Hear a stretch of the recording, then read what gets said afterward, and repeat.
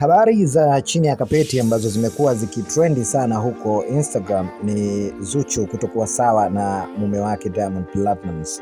Hii ni kutokana na mambo ambayo yamekuwa yakitrendi sometimes na vitu ambavyo baadhi ya madada wa mjini wamekuwa wakidaiwa kuwa na michepuko ya Diamond Platnumz, na kuna baadhi ya dalili na ishara ambazo Zuchu zimekuwa zikimuumiza.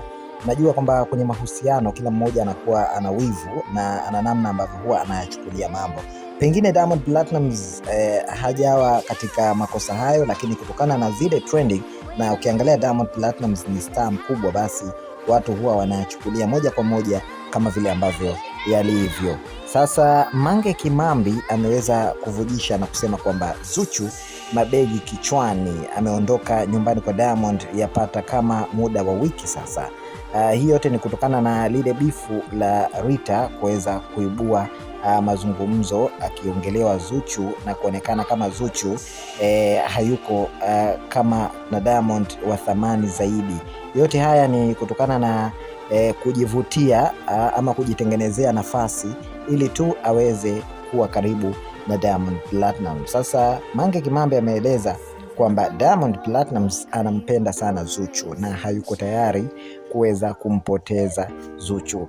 Na siri kubwa ambayo Mange amesema Diamond Platnumz kilichomfanya aweze kuacha wote na kumuoa Zuchu ni kutokana na Zuchu ni binti ambaye amevutiwa na maadili yake na namna ya mienendo yake ya kimaisha. Imekuwa ni mienendo ambayo imekuwa ikimvutia sana Diamond Platnumz. Sasa ndio maana watu wengi wamekuwa kishangazwa kwamba Diamond Platnumz amedate na wanawake wengi wazuri kumzidi Zuchu.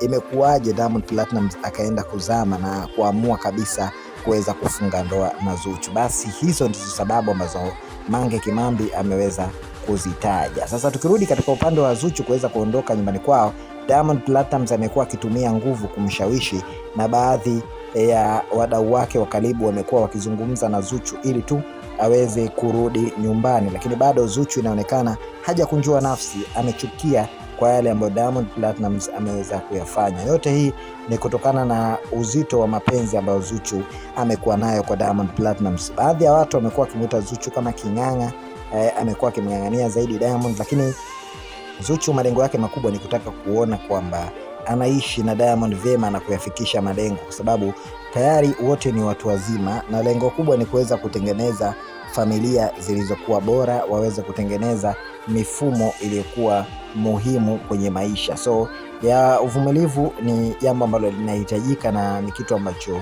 kinatakiwa kizingatiwe. Sasa ikiwa uvumilivu hakuna, unafikiri ndoa itafika wapi? So hayo ni machache na Mange